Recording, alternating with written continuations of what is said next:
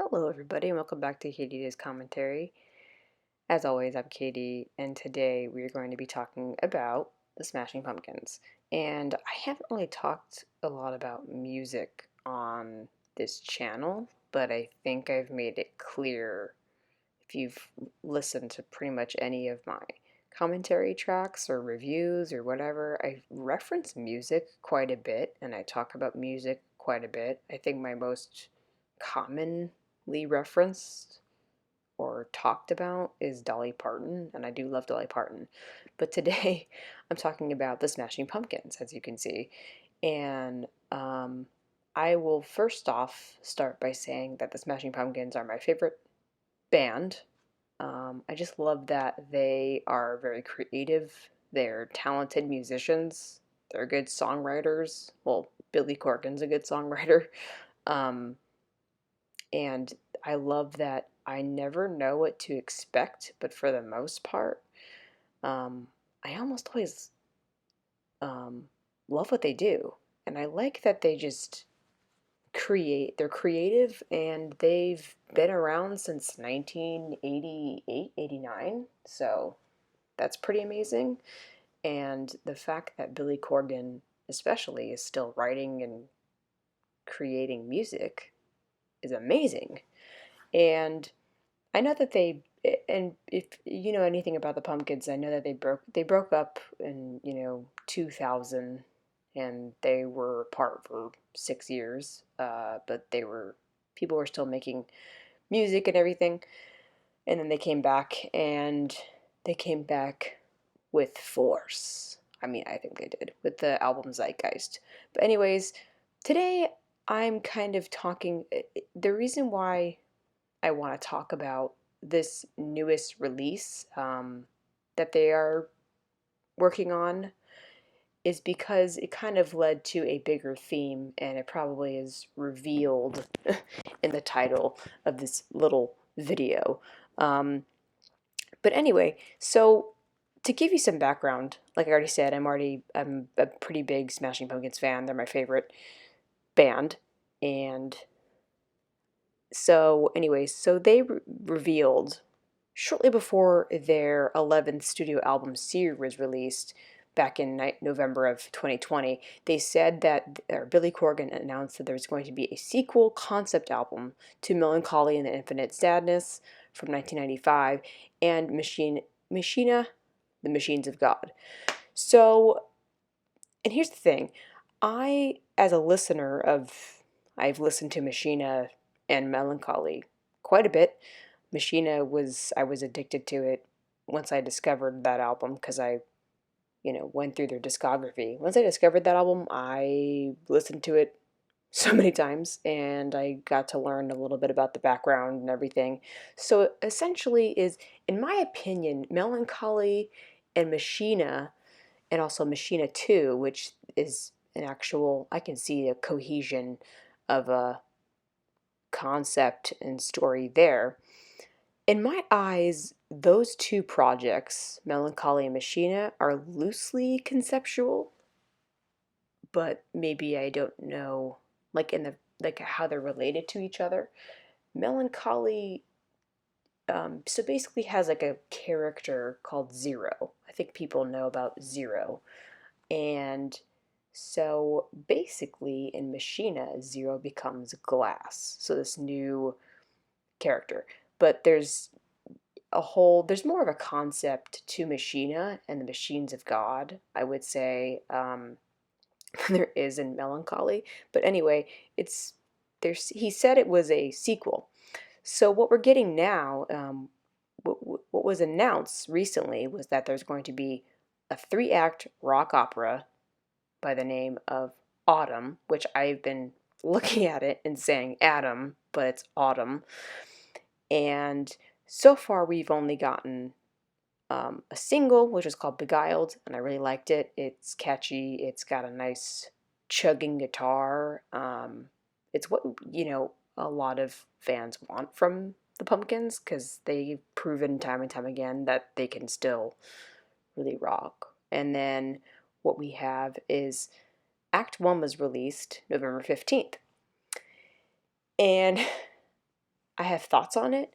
So the style for the most part of Act One is very reminiscent of Sear, and that's fine, um, in some elements. But what's really weird is that it's called a rock opera, and I don't really, I'm not really receiving a lot of rock from it, from Act One. And then I read quotes where it says, where it says that this album went in a million different directions, like the sound wise, and then saying that the third act is the heavy side, and then um, or something like that, or there's like a one of the acts sounds more heavy, which I'm guessing is the second act because it has beguiled in it. And then there's like another um, act that sounds more, I don't know, like esoteric. And yeah, like these are quotes from Billy Corgan. But the truth is like this first act, I'm not really getting a lot of rock. Um, it's not, I have to be honest with you. The first act, I'm not really falling in love with, and I think a lot of people are kind of like, it's there, it's whatever. And I'm gonna be honest with you. I think the best song out of the first act of songs, the first batch of songs is, let me look at the track listing really quick, is Steps in Time, which is the seventh track. The Good and Goodbye probably is like second for me, which is the third track, and The Gold Mask. They're good songs. Like, I would listen to them again. The other songs, there's two other songs, Beyond the Veil and Where Rain Must Fall, that would have been a lot like solid if a minute was shaved off and wasn't so repetitive. Hooray is so weird. Like, it's fun, but it's so odd to me. um and so yeah, like with the first act, I'm not really that impressed by it. Steps in Time is though a lot of fun to listen to, and I do like Beguiled. But here's the thing, that doesn't mean I'll be honest, like it's a little bit kind of like, okay, it's there. And with this first act of the, so-called rock opera, I I prefer Sear over the first act. Like if you just gave me that first act and said this is the 12th studio album, I would have been like, no thank you. I would have said like I liked a couple of songs. I don't really care for most of them. Um, and then I would say that Sear so far is way better than it. But I still love them. You know what I mean? And I'm really curious to see how the rest of the album sounds, but it's just weird to me that it's called a rock opera and the first act doesn't really sound very rocky, like doesn't have a lot of, you know, you know what I mean, like the chugging guitar is kind of like similar to Beguiled. Um, and like it's fine if you want to do synths, like they've done that. Like if you want to do like for me and I don't also know how there's a story, like I'm not really getting much of story to it, but maybe I'm just a dumbass, which is why I wanted the lyrics, but the lyrics have not been released because the whole album hasn't been released. I wanted to read the lyrics to see if I picked up on shit, but I'm not picking up on shit um, so far because I don't have the lyrics. And I feel like if I did have the lyrics, I still kind of wouldn't. You know what I mean? And here's the thing, I have no problem with synths. Like, if you want synth mixed rock, listen to Jack White's last two albums. Like, I feel like if they did something like that, where they put like if I think of the song like Fear of the Dawn, where it is that one uses synths and effects in a way that like just enhances the guitars. Like it's this like thick wall of sound that just enhances the guitars and wails it. It just blasts off. And I like that Jack is as experimental as ever he's ever been, but he's still like Jack White. That's what's cool about it. Um, so I feel like they could have done something like that, like keep your synths, but do something like Fear of the Dawn or check like what the White Raven that he did or Respect Commander. You don't have to do something exactly be Jack White, like still be the Pumpkins, but do something like that because we know that they're very creative and they can be silly but still be endearing and they can be melting your faces off and all of that shit. But anyways, um I'm still very much interested in hearing what else they have to offer. Um but here's the thing. I wanted to talk about, you know, this aspect. Uh I look at my love of bands and singers, right? Like some, not all of them, are a lot like a person's favorite sports team. And I'm a Sharks fan. I'm a San Jose Sharks fan of, in the NHL. And I know a thing or two about I still love them, even though you know, the Sharks have been rather disappointing for years now. But I still am loyal. I still root for the Sharks. I do. I just do it.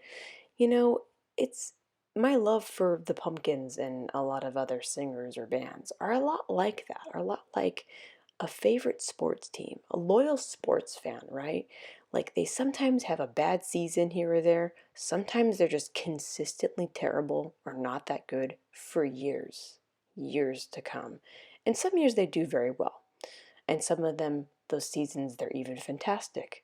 But I still am just loyal. I still love them, even when I know that they have a moments where they can do better, or I'm just flat out disappointed.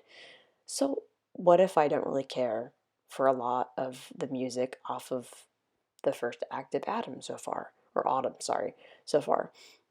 These guys are still my favorite band. I'm not shitting on them. I'm not here to be like, I want Siamese Dream 2, or I want Melancholy 2, or I want Moshina 2, kind of a thing. I understand it's a sequel, but I'm not saying like, oh, make another Siamese Dream or Gish. I just was kind of confused because they released Beguiled, and then you get Act One, and there's not that heavy guitar really. I mean, there's guitars, like in Steps in Time, but it was just weird. I feel like we were kind of thrown a bit of uh, a curveball.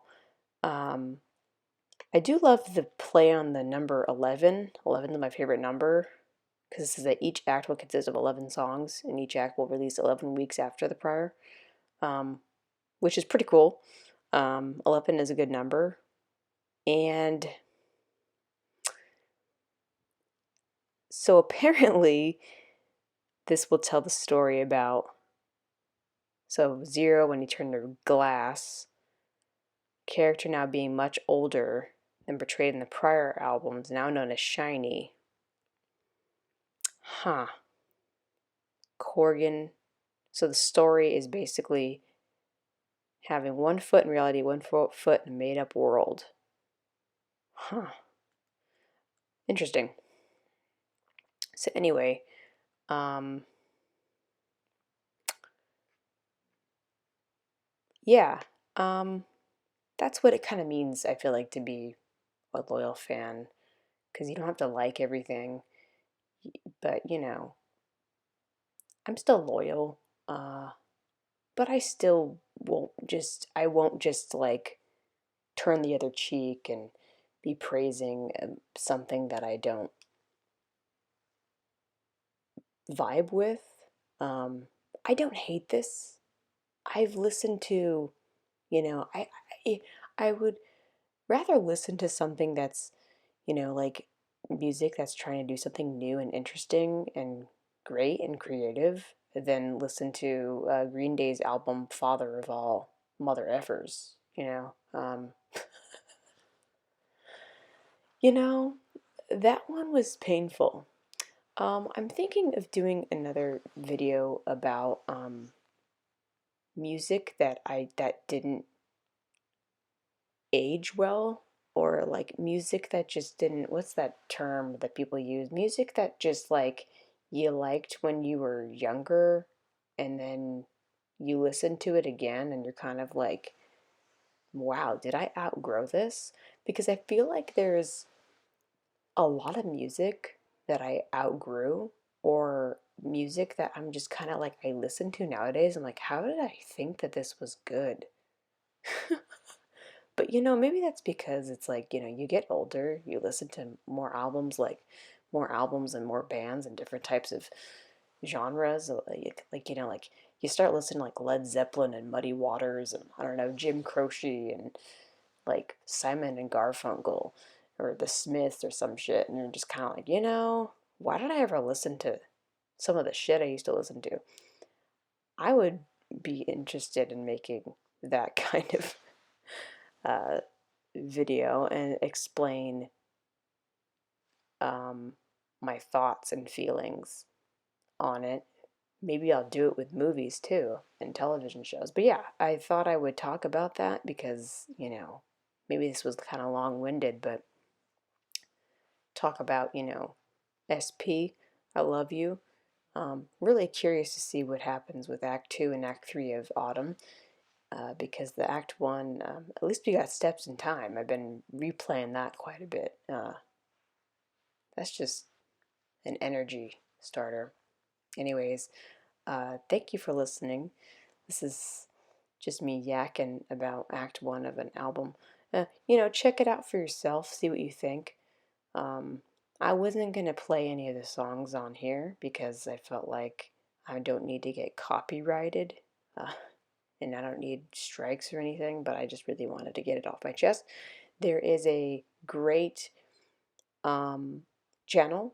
Sorry, I'm saying a lot. There's a great channel called it's called Pumpkins Anonymous, Smashing Pumpkins Anonymous. I'll leave a link, or SP Anonymous, where they talk about modern day Smashing Pumpkins, their thoughts, and yeah, check it out. There's a great video about modern day Smashing Pumpkins, and I agreed with um, their thoughts, and yeah, so they're very new to the platform. I recommend them to you and check it out. I'll leave a link in the bio or in the comment section. And yeah, I will see you guys soon. Bye.